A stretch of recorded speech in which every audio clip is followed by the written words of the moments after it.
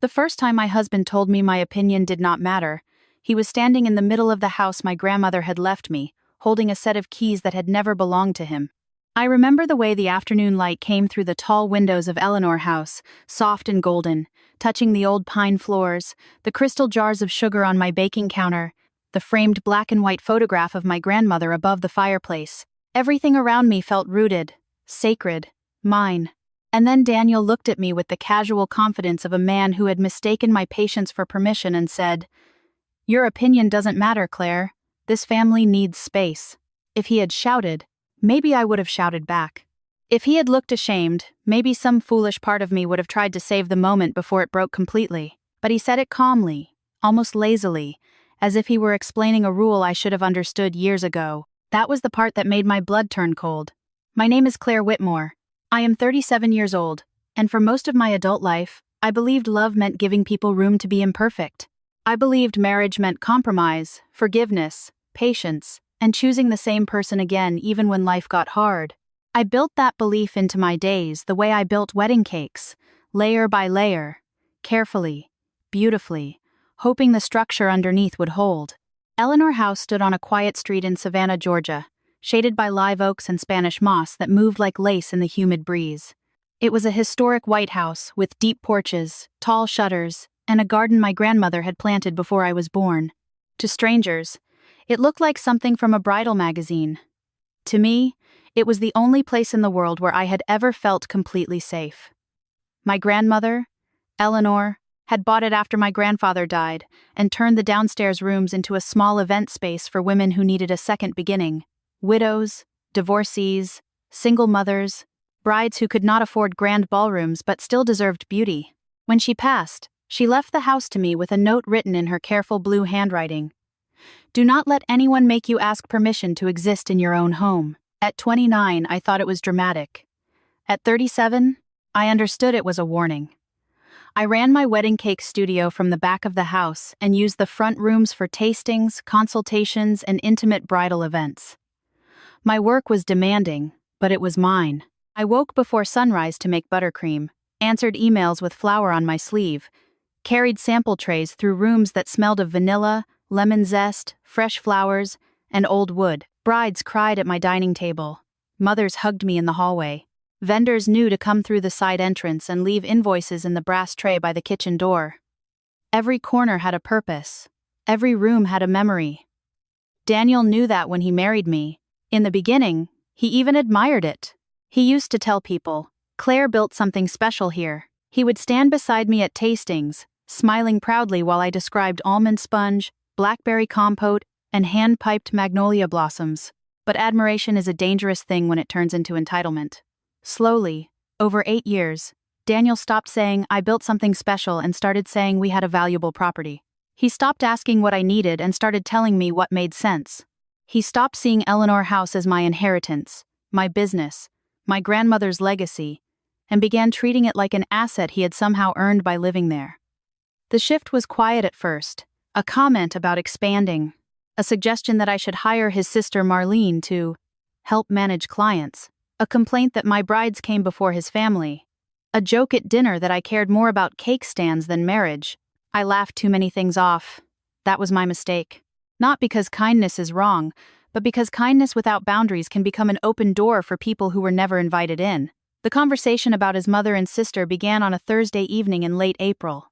I was finishing a tasting box for a bride from Charleston when Daniel walked into the kitchen, scrolling through his phone with a seriousness that felt rehearsed. Patricia was having trouble with her apartment lease, he said. Marlene had left another job, though he phrased it as taking time to reset. I listened, because listening was what I did. I said we could help them look for options. I said I could contribute to a short-term rental if needed. I said Savannah had affordable places if they were willing to be practical. Daniel set his phone on the counter and looked at me as if I had disappointed him by being reasonable. "They're moving in here," he said. I laughed once, softly, because I thought he must have skipped a few sentences. "For how long?" I asked. "As long as they need." The silver offset spatula in my hand suddenly felt heavy. "Daniel, this is not a spare vacation house. This is our home and my studio. I have clients here every week. I have health inspections, contracts, scheduled tastings. Your mother and Marlene can't just move in without us discussing it." His jaw tightened, and for one brief second I saw something behind his eyes that looked less like frustration and more like contempt. "I already told them yes." I stared at him, waiting for the apology that did not come. "You told them yes before asking me? They're my family.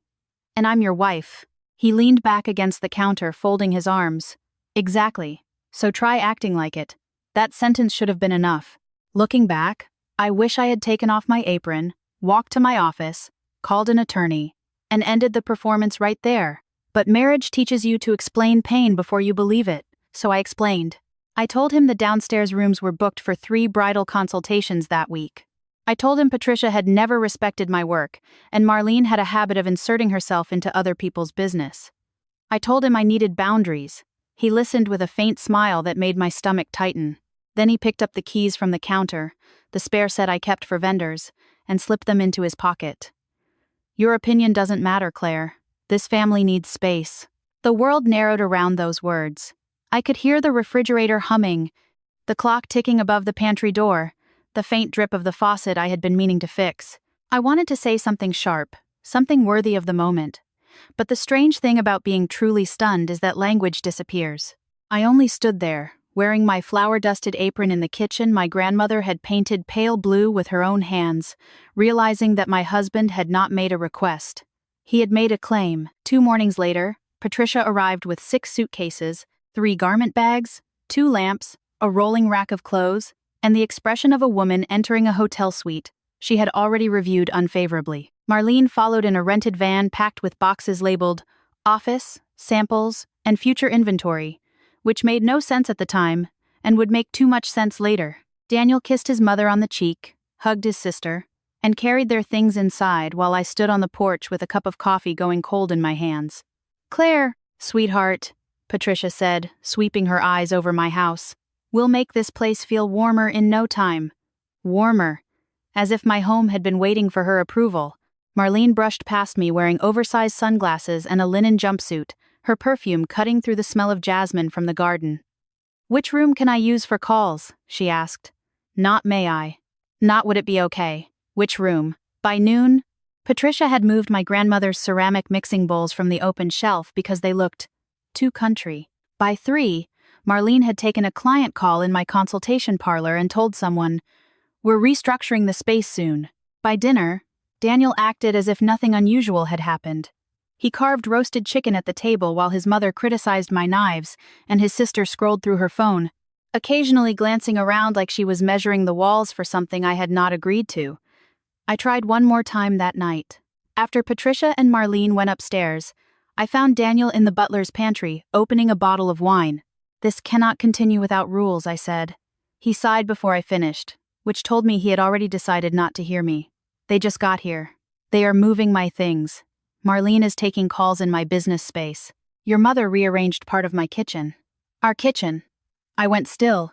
He looked at me and repeated it slower. "Our kitchen, Claire. There are moments in life when a single word reveals the whole map. Our. Not because marriage should never share anything, but because he used the word like a crowbar. Our kitchen, our house, our decision, our family. But somehow never our respect, our communication, our honesty. I slept badly that night, waking every hour to the sound of footsteps in rooms where no one should have been walking. The next few days passed in small humiliations. Patricia corrected my recipes in front of an assistant baker. Marlene answered the studio phone twice before I told her not to touch it.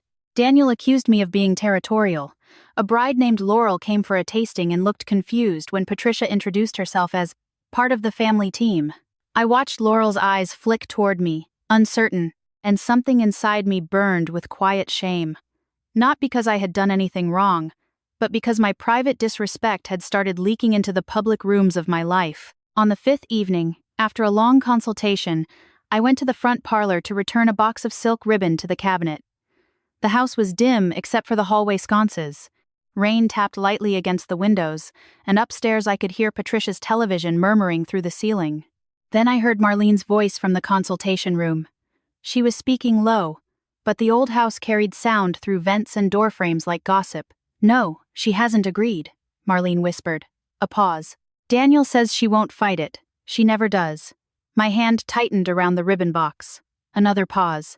Then Marlene laughed, soft and cruel. "Don't worry. Once Claire leaves, this place will finally become ours." I did not move. I did not breathe. I stood outside the door in the house my grandmother had left me, listening to my husband's sister speak about my life as if I were already gone. And for the first time since Daniel had put those keys in his pocket, I understood something with perfect clarity. They had not come here because they needed space. They had come here because they believed I would give up mine. For a moment after Marlene said those words, the entire house seemed to stop breathing with me. The rain continued tapping against the windows, the chandelier in the hallway hummed faintly, and somewhere upstairs Patricia laughed at whatever late-night program she was watching, but inside my chest, something had gone completely still. Once Claire leaves, this place will finally become ours. I repeated the sentence in my mind so many times that it stopped sounding like words and started feeling like evidence. I wanted to push open the door, confront Marlene, demand to know who she was speaking to and what exactly she thought she was taking from me. But some instinct deeper than anger held me back. Anger would warn them. Anger would give them time to hide whatever they were doing. So I stepped backward instead, slow and silent, holding that box of ribbon against my ribs as if it were the only thing keeping me upright. That night, I did not sleep. I lay beside Daniel while he breathed heavily in the dark, one arm thrown across his forehead, looking peaceful in a way that made me want to shake him awake and ask how long he had been lying to me. But I didn't. I stared at the ceiling fan turning above us and counted every small betrayal I had explained away over the years. The way he had started interrupting me in front of vendors. The way he joked that I was too emotional about Eleanor House. The way he grew irritated whenever a client praised my work instead of his contribution. The way he had begun using words like "our brand," even though he had never once gotten up at 4 a.m. to stabilize buttercream in Georgia humidity. By sunrise, my exhaustion had hardened into something colder and more useful. I got out of bed, showered, dressed, and walked downstairs before anyone else woke. The kitchen should have been my sanctuary, but Patricia had already left her mark everywhere. My labeled jars had been moved. My grandmother's measuring spoons were missing from their hook. Someone had put a stack of glossy bridal magazines on the corner of my prep table, right beside a tray of sugar flowers that had taken me 6 hours to make. I stood there staring at the mess, and instead of cleaning it, I took photographs. Every drawer, every misplaced tool, every box Marlene had stacked beside the parlor door, every suitcase still blocking the upstairs landing. Then I opened my laptop and started a private folder. I named it House Notes, because evidence felt too dramatic at the time, even though that was exactly what it was becoming. The first confrontation of the day arrived with Patricia in a pale robe, sweeping into the kitchen as if she owned the morning. "Claire, sweetheart, I moved those old bowls to the pantry," she said, pouring coffee from the pot I had brewed. They looked cluttered. I looked at her over the rim of my mug. "Those bowls belong to my grandmother." Patricia waved one manicured hand. "Then I'm sure she would want them protected, not sitting out like a flea market display." Before I could answer, Daniel entered, already knotting his tie, already wearing the expression of a man tired of a conversation that had not yet begun. "Mom's just trying to help," he said. I laughed once under my breath. "She moved my equipment." "Bowls are not equipment. In this kitchen, everything is equipment." Patricia smiled as though I had amused her. "Maybe that's part of the problem. You treat this house like a workplace more than a home." I turned to Daniel, waiting for him to correct her, because even then some small, bruised part of me still hoped he would remember who I was. Instead, he took a sip of coffee and said, "She has a point." The words did not hurt as sharply as I expected, maybe because I had finally run out of surprise. "This workplace pays the mortgage, the insurance, the utilities, and the taxes," I said. "It also paid for the car you drove to your sales conference last month." Daniel's face tightened. Patricia went very still. For the first time since she had arrived, neither of them had an immediate response. I did not stay to enjoy it. I put on my apron, walked into the studio kitchen, and began preparing for a 10 o'clock tasting with a bride named Caroline Mercer, whose wedding at a riverfront estate would be the largest order of my season. By 9:30, the house smelled of brown butter, orange blossom, and toasted pecans. My assistant, Nora, arrived with her hair pinned badly and concern already written across her face. She had worked with me for 4 years, long enough to understand the difference between normal stress and the kind that changes the air in a room. "Are we okay?" she whispered while unpacking sample plates. I glanced toward the hall where Marlene was speaking loudly on her phone. "We are professional," I said. Nora's eyebrows rose. "That bad?" "Worse." Before I could say more, Marlene appeared in the doorway wearing a cream blouse and carrying a notebook she had no right to carry. "I can sit in on the tasting," she announced. Nora looked at me. I set down the piping bag slowly. "No, you can't."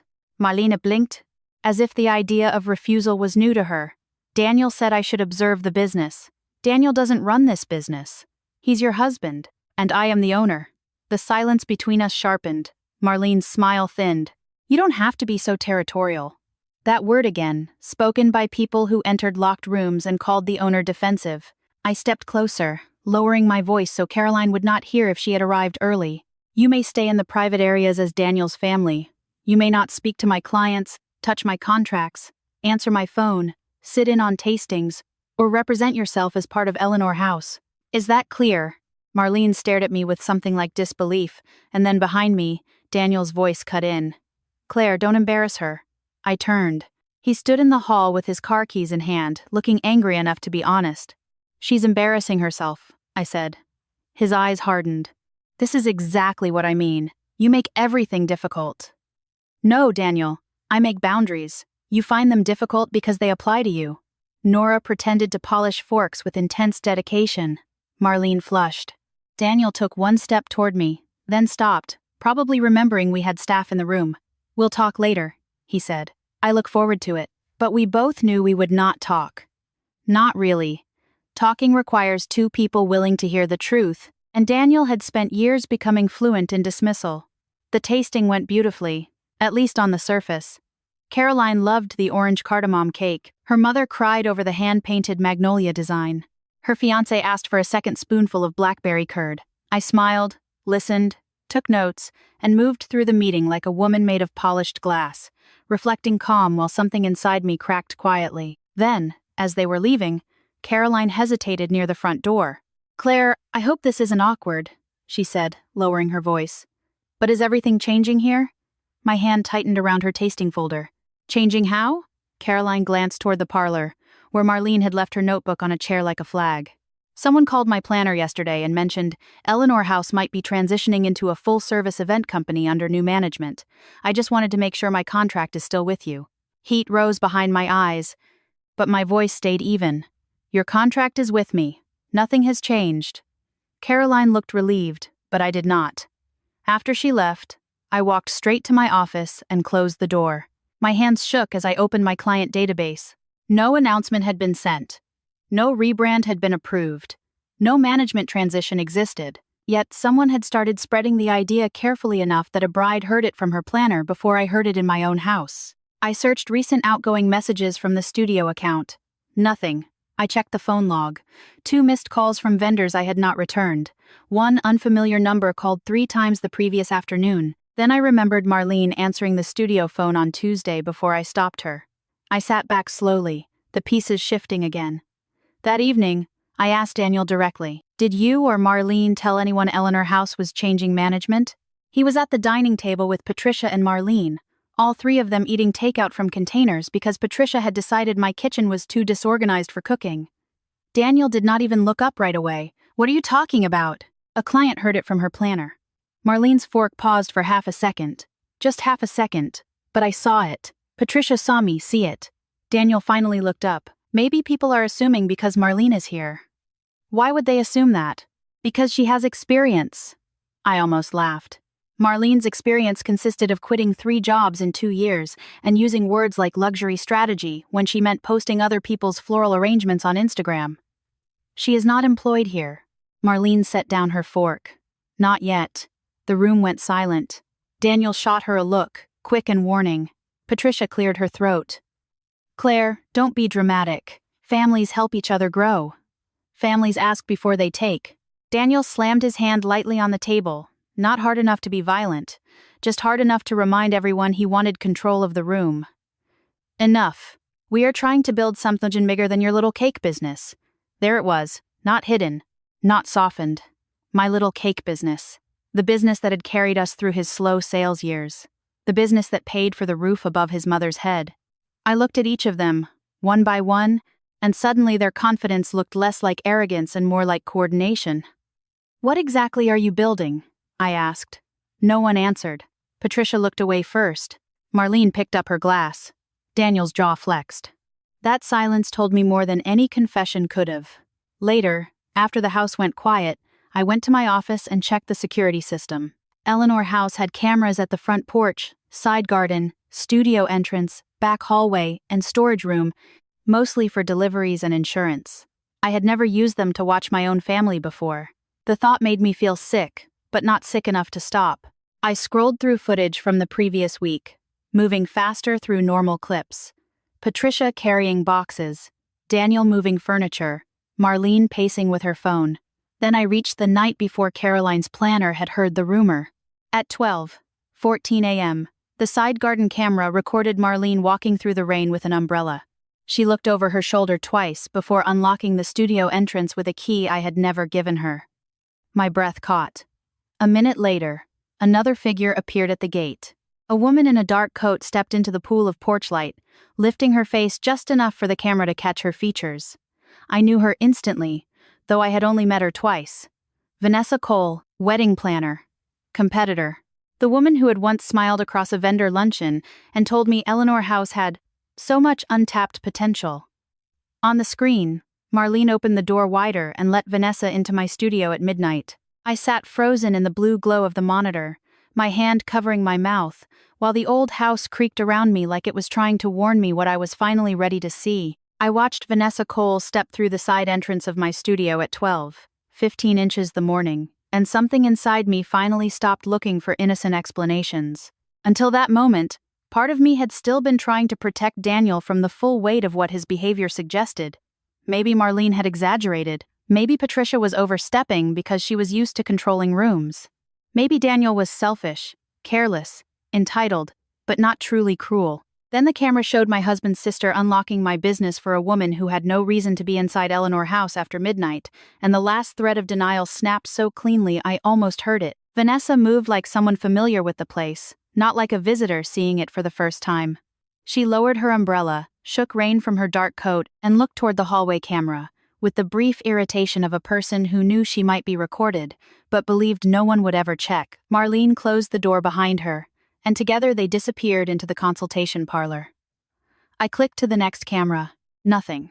The parlor itself had no camera because brides deserved privacy during meetings, and because I had never imagined I would need to monitor betrayal in the room where women cried happy tears over wedding plans. I sat in the blue glow of the screen until my eyes burned, replaying the clip again and again, studying details because details were safer than feelings.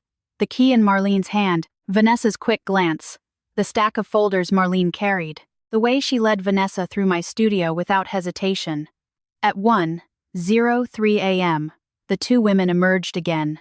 Vanessa was holding a slim folder against her chest. Marlene was smiling. That smile told me more than the footage did. It was not nervous. It was satisfied. I saved the clip to a private drive, then copied it twice, once to a flash drive I hid inside a tin of old cookie cutters, and once to cloud storage under a name Daniel would never open, tax receipts 2018. By then my hands were no longer shaking. That frightened me a little. Rage shakes, panic shakes. But clarity can make a person very still. The next morning, I made coffee, baked 24 lemon madeleines for a bridal shower, and behaved as if I had not watched my life tilt towards something darker than a family dispute. Daniel came downstairs in gym clothes, kissed my cheek without warmth, and asked whether I had seen his blue folder. "Which blue folder?" I asked, sifting powdered sugar over the madeleines. "The one from my briefcase." "No." He studied my face a second too long. "You were in the office late." "I had invoices." His expression relaxed, but not entirely. "Don't overwork yourself. You get dramatic when you're tired." He took an apple from the counter and walked out, leaving the insult behind like a dirty glass he expected me to wash. I waited until his car pulled away before I went upstairs to the small room he had started calling his home office, even though it had once been my grandmother's sewing room. I did not open drawers at first. I stood in the doorway and listened to myself breathing, because crossing certain lines changes you. I had never been a woman who searched her husband's things. I had never wanted to be. But Daniel had brought strangers into my home, handed out keys, allowed his family to interfere with my business, and possibly helped them plan something behind my back. Trust had not been broken by my looking. Trust had been broken by what made looking necessary. His desk was neat in the performative way of people who like surfaces clean and secrets buried. Bills in one tray, sales materials in another, laptop closed, briefcase by the chair. I opened the briefcase first. No blue folder, but I found a receipt from a downtown hotel bar dated 3 weeks earlier, 2 glasses of champagne, 1 charcuterie board, and valet parking. Daniel had told me he was at a client dinner in Atlanta that night. I photographed the receipt and put it back exactly as I found it. Then I opened the laptop. It required a password, but Daniel had used variations of the same old password for years, a college mascot followed by his birth year. The third attempt opened it. For a few seconds, I stared at the home screen, feeling as though the house itself were holding its breath. His email was already logged in. I searched Eleanor House first. Hundreds of results appeared. My stomach tightened. Not dozens. Hundreds. I sorted by recent dates and began reading. At first, the emails seemed businesslike. Messages to Marlene about vendor lists, venue capacity, pricing structures, recommended renovations. Then I found a thread with Vanessa Cole. The subject line was simple. Launch timeline. My mouth went dry. The first email from Vanessa read, "If we want to announce before summer bookings close, we need to control the client narrative now." Daniel had replied, "Claire is resistant, but she'll adjust. She always does." Vanessa answered, "Adjustment isn't enough. She has to step away, or no serious vendor will believe the transition is real." Transition. I read the word 3 times. They were not discussing an idea. They were discussing a takeover. Another email included a draft announcement for a company called Whitmore & Cole Events, described as a full-service luxury wedding house located in the historic Eleanor House estate.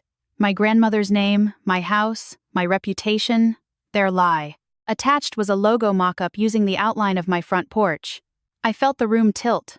For a moment, grief hit me harder than anger, not because of the business, not even because of the betrayal, but because Daniel knew what Eleanor House meant to me. He knew how many afternoons I had spent as a little girl sitting beside my grandmother while she iced cakes, and told me every woman deserved one room in the world where no one could make her feel small. He knew, and he had still handed that memory to Vanessa like branding material. I kept reading. The next thread included Marlene. She had written, "Patricia is working on the kitchen. Claire is annoyed, but not enough to actually do anything." Vanessa replied, "Good. Keep pushing small changes.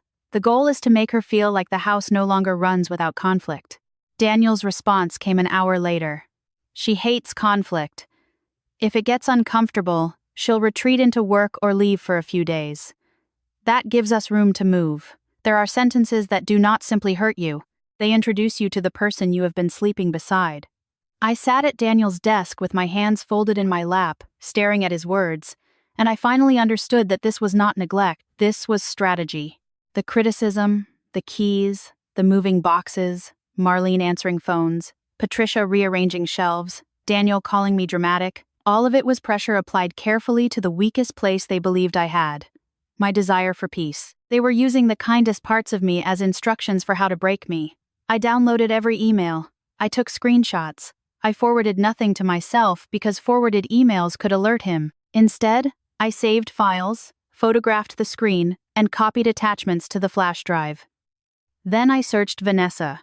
That was when the betrayal changed shape again.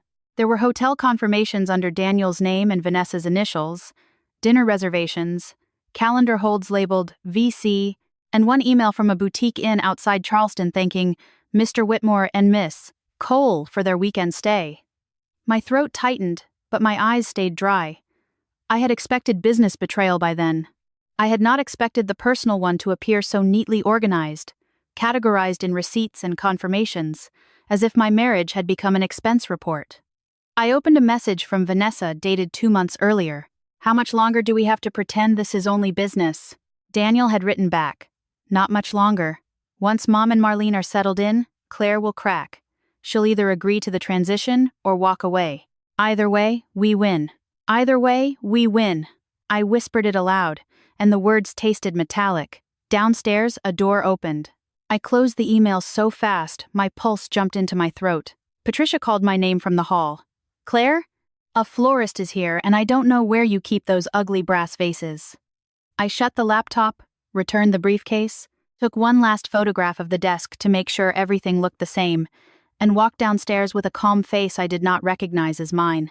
The florist, Mara, had worked with me for 6 years. She stood near the front entrance holding a bucket of white ranunculus, looking uncomfortable while Patricia inspected the flowers as if she were judging a county fair. "These are small," Patricia said. Mara looked at me helplessly. I smiled. "They're perfect. Bring them to the prep room." Patricia frowned. "I was just saying for future events, we may need a higher-end supplier." Mara's face changed. So did mine. "There will be no future events here that I do not approve," I said. Patricia's lips pressed together. "You're very tense lately." "I'm very awake lately." She blinked, and for one beautiful second, she looked uncertain. That uncertainty became fuel. After Mara left, I went back to my office and checked the business registry site for Georgia. My fingers hovered over the keyboard before I typed Whitmore and Cole events. The result appeared instantly.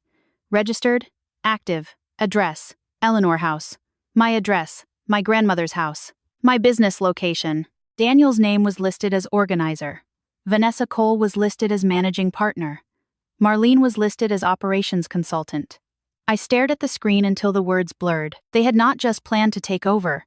They had already begun, and they had used my home to do it. That evening, Daniel came home in a good mood, which somehow made him look uglier to me. He kissed Patricia on the forehead, joked with Marlene about big weeks ahead, and asked me what was for dinner as if I were still the wife he believed would absorb anything. I watched him from across the kitchen, this man who thought patience meant surrender, and felt the last soft place in me close. After dinner, while they sat in the parlor discussing paint colors for rooms they did not own, I walked into my office, opened the private folder, and added the state registration documents beside the emails, screenshots, hotel receipts, and security footage. Then one more email arrived on Daniel's laptop, visible through the synced calendar notification still open on my browser history. Final launch copy attached. Make her uncomfortable enough to leave. Once she walks out, we take over the studio. I read that line without blinking. Then I picked up my phone and called the only person who had ever handled Eleanor House besides my grandmother and me, the attorney who had drafted the trust. When her assistant answered, I said my name clearly, calmly, and with a voice I barely recognized. "Tell Mrs. Adler I need the earliest appointment she has, and tell her it's about protecting Eleanor House." By the time I walked into Margaret Adler's office the next morning, I had slept for exactly 41 minutes and felt more awake than I had in years. Her office was on the second floor of a restored brick building near Forsyth Park, above a stationery shop that sold engraved invitations and handmade paper, the kind of place my brides loved and my grandmother would have called dangerously pretty. I had been there only twice before. Once when Eleanor's will was read and once when I signed the final paperwork transferring the house into my name, and both times Mrs. Adler had treated the matter with a calm gravity that made grief feel less chaotic. Now she stood when I entered, silver hair pinned at the nape of her neck, navy suit pressed, eyes sharp behind thin gold glasses. "Claire," she said. And the sound of my name in her voice nearly broke me because it carried no demand, no judgment, no accusation, just recognition. I placed my folder on her desk, then the flash drive, then my phone. I need to know how much of my life they can steal before the law calls it theft. She did not ask who they were. She only motioned for me to sit. For the next hour, I told her everything. Daniel moving Patricia and Marlene into Eleanor House without my consent, the keys, the kitchen, Marlene interfering with clients, the rumor about new management, Vanessa entering the studio at midnight, the emails, the registered business, the hotel receipts, the launch timeline, and the line that had burned itself into my mind. Make her uncomfortable enough to leave. Once she walks out, we take over the studio. Mrs. Adler listened without interrupting, making careful notes on a yellow legal pad. Her face changed only twice. The first time was when I showed her the state registration listing Eleanor House as the address for Whitmore and Cole events. The second was when she saw the logo using my grandmother's porch. At that, her mouth tightened in a way that would have frightened me if it had been directed at me. When I finished, the office felt very quiet. Outside the window, Savannah moved on as usual. Traffic passing beneath old trees, tourists laughing somewhere near the park, a horse carriage clopping along the street as if my marriage had not just revealed itself to be a trap built inside my inheritance. Mrs. Adler removed her glasses and set them on the desk. First, she said, you are not crazy. I closed my eyes. I had not realized how badly I needed to hear those 4 words. Daniel had spent so long painting my boundaries as overreactions that part of me still expected any authority figure to tell me I was being dramatic. Mrs. Adler did not. She continued, Second, they have made several mistakes, serious ones. I opened my eyes. Can they use the house like this? No. The answer was so immediate that I almost did not trust it. Daniel lives there, I said carefully. We're married. Living in a home does not automatically grant ownership or commercial authority over it. She reached for a thick file from a lower drawer, one I recognized by the faded cream label. Eleanor Whitmore Trust. My grandmother's name, written in black ink. Mrs. Adler placed it between us like a shield. Your grandmother was a sentimental woman, Claire, but she was not naive. She had seen enough women lose homes, businesses, and dignity to charming men with soft voices and empty promises. That is why Eleanor House was not simply left to you as ordinary property. She opened the file and turned several pages. It was transferred through a protective trust structure with very specific use restrictions. I leaned forward, my pulse suddenly loud. What restrictions? No sale, lease, transfer, commercial reassignment, business registration, or material change in commercial use may occur without your direct written consent. Not Daniel's, not a spouse's, not a family member's, yours. For a moment, I could only stare at the page. The words were formal, dense, legal, but beneath them I heard my grandmother's voice as clearly as if she were standing behind me. Do not let anyone make you ask permission to exist in your own home. My throat tightened. I didn't remember that. Mrs. Adler's expression softened. You were grieving when we reviewed it. Eleanor expected that. She told me, more than once, that one day you might need the language more than you needed the explanation. I looked down at my hands. They were folded in my lap, still, pale, no longer trembling. So what happens now? Mrs. Adler put her glasses back on, and the softness disappeared, replaced by something precise and formidable. Now we separate emotion from action. Your husband's affair is relevant to divorce. Their interference with your business is relevant to damages. The unauthorized business registration is relevant to commercial misrepresentation. The use of your address may be challenged immediately. The unauthorized entry by Miss Cole may support a notice of trespass, depending on access and consent.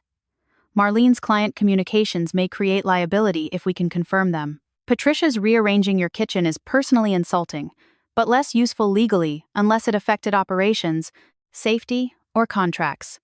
I let out something that might have been a laugh. She moved my grandmother's bowls.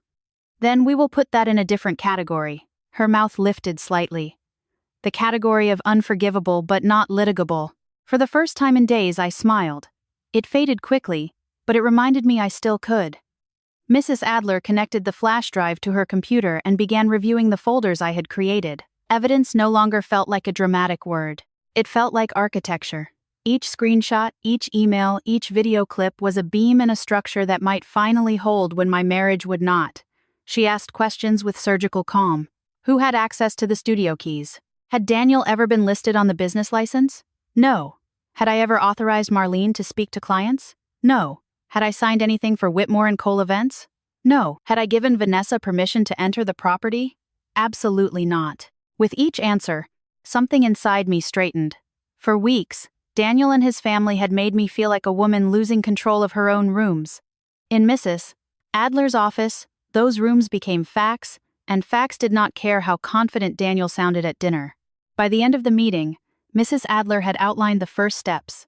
Formal notice demanding removal of Eleanor House as a registered address, a cease and desist regarding use of the property, preservation letters for communications and business records, notice revoking unauthorized access, and a referral to a divorce attorney she trusted. I know this is overwhelming, she said. I looked at the file bearing my grandmother's name.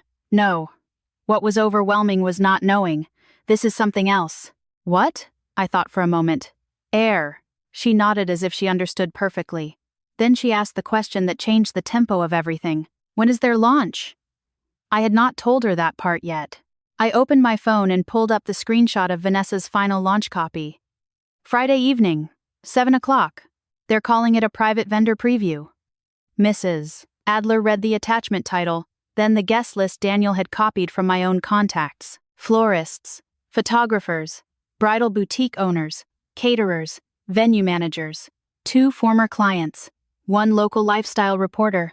Her eyes moved down the screen, and by the time she finished, she looked almost amused. They are inviting all these people to your house to announce a business they had no authority to register at your address. Yes, and they do not know you have seen this. No. She leaned back in her chair, tapping one finger lightly against the folder. Then we do not stop them today. I blinked. We don't? Not yet. I stared at her, unsure whether I had heard correctly. Mrs. Adler's expression remained calm. Claire, people like this depend on confusion, private pressure, half-truths, whispered assumptions. They want you isolated, emotional, defensive. If we confront them in the kitchen, they will deny, delete, reframe, and blame you for overreacting. But if they gather witnesses, vendors, partners, and perhaps even press inside a property they are misrepresenting, then they create the very record we need. The idea settled over me slowly, not like revenge, but like strategy. Let them speak. Let them smile. Let them announce a kingdom built on stolen ground. You want them to expose themselves, I said. I want them to make it impossible to pretend this was a misunderstanding. She closed the trust file with a soft thud. Friday, I will have everything prepared. Notices, documentation, property records, trust restrictions, business registration challenges. And if you choose to proceed, divorce filings can be ready as well. The word divorce landed heavily, but not unexpectedly. I had loved Daniel for 8 years. I had built routines around his coffee cup, his laundry, his footsteps in the hall. Ending a marriage is not a switch flipped in anger. It is 1,000 invisible threads being cut one by one. But as I sat there, I could not find a single thread he had not already taken a knife to. Prepare them, I said. Mrs. Adler studied me. Are you certain? I looked at my grandmother's file, then at the screenshot of Vanessa's logo, then at my own reflection faintly visible in the dark surface of my phone. Tired eyes, steady mouth. A woman who had finally stopped asking people to respect a line they had crossed on purpose. Yes, I said, I'm certain. When I returned to Eleanor House, the afternoon sun was pouring across the porch, making the white columns glow. Inside, Patricia was directing a delivery man to place rented cocktail tables in the front parlor. Marlene stood near the staircase with a clipboard. Daniel was on the phone saying, Friday will be the beginning of everything. He saw me and covered the receiver. Good, you're home. We need to discuss the event. I looked past him at the tables, the flowers, the boxes of champagne flutes, the future they had already staged inside my walls. A day earlier, the sight might have shattered me. Now it only confirmed the plan. I smiled, calm enough to make Daniel's face flicker with suspicion. Friday? I asked. Yes, he said slowly. Friday. I set my bag on the entry table beneath my grandmother's photograph. Then let's make sure everyone important is there. Friday arrived wearing sunlight so bright it felt almost insulting.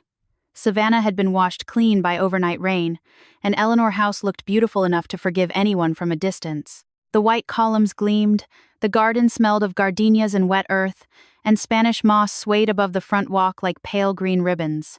Inside, however, the house no longer felt like a home preparing for celebration. It felt like a stage built for a lie.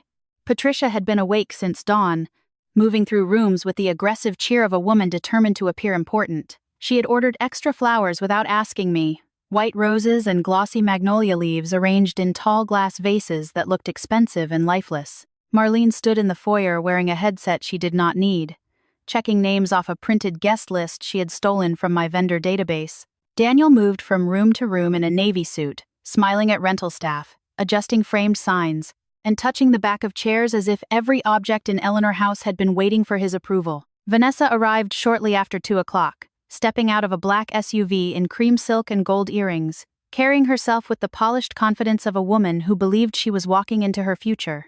I watched her from the upstairs window, one hand resting lightly against the curtain. She paused at the foot of the steps and looked up at the house the way buyers look at property they have already imagined renovating. For one fleeting second, I wondered what Daniel had promised her. A name on the door, a grand office in the parlor, a business built on my clients, my grandmother's legacy, my work, my silence. Then Marlene opened the front door, and Vanessa smiled like she was being welcomed home. I turned away from the window and checked my phone. One message from Mrs. Adler. Documents ready. I will arrive at 7:10. Let them begin. I stared at the words until my breathing slowed. Let them begin. There was power in waiting when waiting had a purpose. All afternoon, Daniel tried to pull me into conversations that were not really conversations. Claire, the reporter may ask about the history of the house, so keep it warm but brief. Claire, if anyone mentions your cakework, just say the business is expanding into a broader vision. Claire, I need you to stand near me during the announcement so it looks unified. Each instruction revealed how completely he misunderstood the woman standing in front of him. He still believed I cared about appearances more than truth. He still believed I would protect his image because I had done it for years. He still believed that if enough people were watching, I would choose politeness over self-respect. At 5:30, while caterers arranged trays in the dining room, Daniel found me in the kitchen placing sugared violets onto tiny lemon cakes. You're quiet, he said. I'm working. Tonight matters. I know. He studied me. I need you not to make this difficult. I looked up at him then. Really looked at him. At the familiar face I had loved. The jaw I used to touch when he kissed me good morning. The eyes that once seemed kind before arrogance clouded them. Daniel, have I ever made things difficult for you? He smiled faintly, relieved by what he thought was surrender. No. That's why I know you'll do the right thing. The right thing. I almost pitied him for how little he understood consequence. Guests began arriving just before 7. First came vendors I had worked with for years. Mara the florist, Paul from the rental company, Gemma from a bridal boutique on Broughton Street. Then photographers, planners, caterers, 2 venue owners, 3 former clients, and a lifestyle reporter named Tessa who kissed Vanessa on both cheeks and told Daniel the house was a dream. I welcomed everyone with a calm face and offered champagne I had not ordered. People complimented the flowers. They admired the staircase. They asked whether I was excited about the expansion. Each time I smiled and said, "You'll hear everything soon." The words tasted like smoke, but I said them beautifully. Vanessa circulated like the hostess of a room that did not belong to her, touching arms, laughing softly, calling vendors by first name she had probably memorized that morning. Marlene introduced herself as operations director. Patricia told 2 guests that Eleanor House had needed new feminine leadership for a while, which would have been funny if it had not been so desperate. Daniel glowed under the attention. I could almost see the fantasy hardening around him. In his mind, this was the evening I finally accepted what he had arranged. This was the evening everyone else validated his theft so thoroughly that I would feel foolish objecting. At 7:06, he tapped a spoon against a champagne flute. The clear ringing sound moved through the parlor, and conversations faded. I stood near the fireplace beneath my grandmother's photograph. Her eyes, captured in black and white decades earlier, seemed sharper than usual. Daniel moved to the center of the room with Vanessa at his side, Marlene slightly behind them, Patricia beaming near the doorway. "Thank you all for being here," Daniel began. "Tonight is not just an announcement. It is the beginning of a new chapter for one of Savannah's most beautiful historic spaces." A murmur of approval passed through the room. My hands remained loose at my sides. For years, Eleanor House has been known for intimate wedding cakes and small bridal experiences, he continued, glancing at me with a practiced smile. "Claire has done wonderful work here." Wonderful work. The phrase landed like a pat on the head. But every legacy reaches a moment when it must grow beyond the limits of one person's vision. That is why Vanessa Cole and I are proud to introduce Whitmore & Cole Events, a full-service luxury wedding house operating from this historic estate. Applause began. Not loud, not yet, but enough to make Daniel's smile widen. Vanessa lowered her eyes modestly, performing humility. Marlene clasped her hands as if she had just witnessed destiny. Then Daniel said the sentence Mrs. Adler had told me to let him say, "Eleanor House will serve as our official headquarters beginning this summer." The front door opened. Not loudly, not dramatically. But every old house has its own way of announcing truth, and Eleanor House gave a soft creak that turned half the room toward the foyer. Mrs. Adler entered in a dark tailored suit, carrying a leather portfolio. Behind her came a younger attorney and a process server with a sealed envelope. The applause died unevenly. Daniel frowned. Vanessa's smile froze. Patricia whispered, "Who is that?" I stepped away from the fireplace. "Someone important. Mrs." Adler walked through the parlor with the calm of a woman who had never needed volume to command a room. She stopped beside me, nodded once, then turned to Daniel.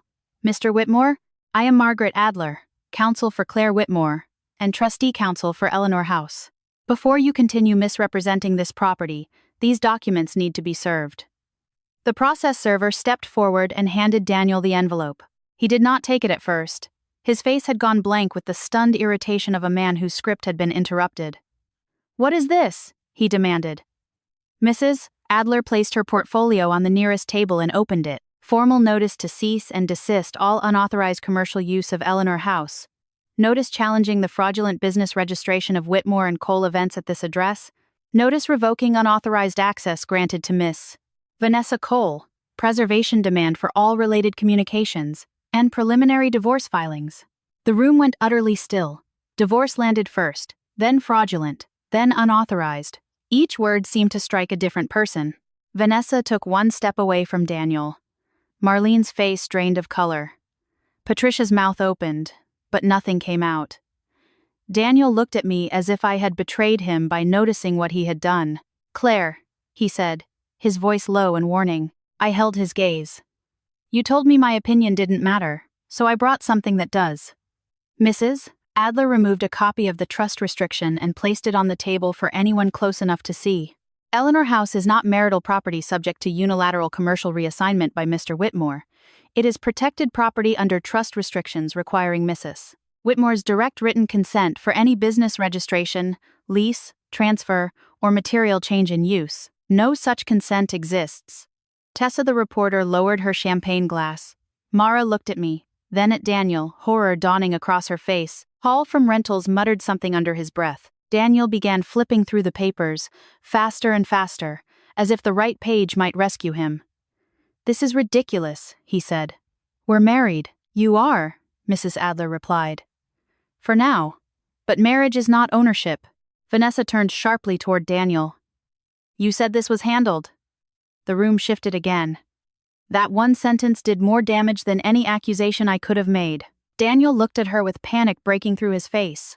"It was supposed to be." "Supposed to be?" I repeated. My voice was calm, but everyone heard it. Mrs. Adler lifted another document. "We also have security footage showing Mrs. Cole entering the studio after midnight, emails discussing pressure tactics to force Mrs. Whitmore from the property, and records showing use of proprietary client contacts without authorization." Vanessa's polished confidence collapsed so quickly it was almost cruel to watch. "I didn't know she hadn't agreed," she said. "That is not what your emails say," Mrs. Adler replied.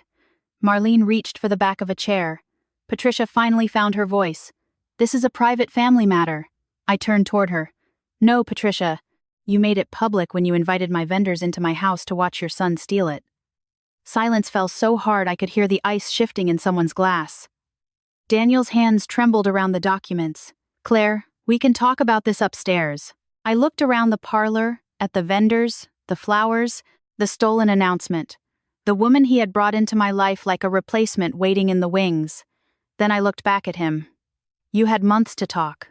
Tonight, you can listen." For the first time since I had known him, Daniel had no answer. He stood in the center of Eleanor House, surrounded by the people he had invited to witness his rise, holding the papers that proved his fall had already begun.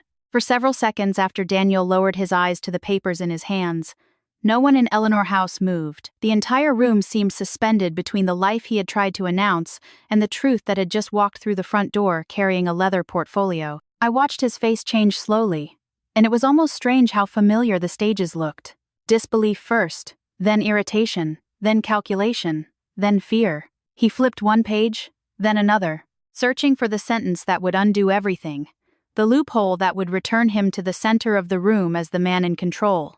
But the papers were not emotional. They did not care how charming he could be, how loudly Patricia protested, how quickly Vanessa stepped back from him, or how long Marlene had practiced calling herself operations director. The papers simply told the truth, and truth, I had learned, did not need to raise its voice.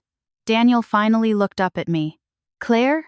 he said, softer now, almost pleading. "This isn't the way to handle this." I felt a quiet sadness pass through me, not for the marriage ending, but for the years I had spent believing he would one day hear himself. No, I said. This is exactly the way to handle it. Privately, you dismissed me. Publicly, you lied about me. So now everyone gets the truth. Vanessa turned toward him, her face pale beneath perfect makeup. You told me she was stepping away. You told me the property arrangement was already settled. Daniel's mouth opened, but before he could speak, Mrs. Adler lifted one hand. Miss Cole, anything you say tonight may become relevant to future proceedings. I suggest you choose your words carefully. Vanessa's lips pressed together. The reporter, Tessa, had stopped pretending not to listen. Mara stood near the doorway with tears in her eyes. Perhaps because she understood better than most what Eleanor House meant to me. Patricia finally stepped forward, gripping her champagne glass so tightly I thought it might crack. This woman has humiliated her own husband in front of strangers, she said. Her voice shook with outrage, but beneath it I heard panic. After everything Daniel has done for her. A small laugh escaped me before I could stop it. Not cruel, not loud, just exhausted. What did he do for me, Patricia? Move you into my home without consent? Hand his mistress my client list?